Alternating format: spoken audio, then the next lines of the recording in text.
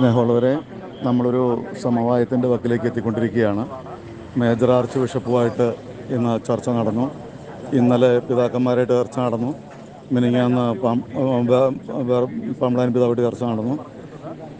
ഇന്നലെ വൈകിട്ട് എല്ലാ ചർച്ചകളുടെ അവസാനം നീണ്ട 6 മണിക്കൂർ ചർച്ചകൾക്കൊടുവിൽ നമുക്ക് സമവായത്തിൻ്റെ ഒരു സർക്കുലർ മേജർ ആർച്ച് ബിഷപ്പും അപ്പസ്തോലിക് അഡ്മിനിസ്ട്രേറ്ററും ഒപ്പിട്ട് ഇറക്കിയിരുന്നു. അതിനുശേഷം അതിനൊക്കെ വിരുദ്ധമായിട്ട് മേജർ ആർച്ച് ബിഷപ്പിൻ്റെ ഒരു വീഡിയോ പുറത്തേക്ക് ഇറങ്ങിയിരുന്നു. അപ്പോൾ അതിനകത്ത് എന്താണ് മേജർ ആർച്ച് ബിഷപ്പിൻ്റെ നിലപാടെന്ന് അറിയാൻ വേണ്ടി ഞങ്ങളിന്ന് അതിരൂപത അൽമായ മുന്നേറ്റത്തിൻ്റെ ഭാരവാഹികളായ 6 പേര് ഇന്ന് മേജർ ആർച്ച് ബിഷപ്പുമായിട്ട് 11 മണി മുതൽ ചർച്ച നടന്നു. ഇപ്പോഴാണ് ചർച്ച കഴിഞ്ഞ് പുറത്തേക്ക് ഇറങ്ങി പത്രസമ്മേളനം നടന്നു. നമ്മൾ നിലവിൽ തീരുമാനിച്ചിരിക്കുന്നത് ഞായറാഴ്ചകളിലും കടമുള്ള തിരുനാളുകളിലും ഒരു സിനഡ് കുർബാന, അത് ഷെഡ്യൂൾഡ് മാസമല്ല, ഏതെങ്കിലും ഒരു ടൈമിൽ ഒരു മാസ് 50-50 അർപ്പിക്കുക.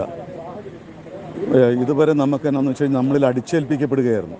എന്നാൽ പുതിയ തീരുമാനം അനുസരിച്ച് നമ്മുടെ കാനൂനിക സമിതികളെല്ലാമായിട്ട് ആലോചിച്ചിട്ട് മാത്രമാണ് ഇതിനകത്ത് മറിച്ച് മറ്റെന്തെങ്കിലും ഒരു തീരുമാനം എപ്പോഴെങ്കിലും ഉണ്ടായാൽ നമ്മുടെ എല്ലാ കാനൂനിക സമിതികളുമായും പാസ്റ്റർ കൗൺസിലൊക്കെ ആയിട്ട് ആലോചിച്ചിട്ട് മാത്രമാണ് മറ്റൊരു തീരുമാനത്തിലേക്ക് വരികയുള്ളൂ.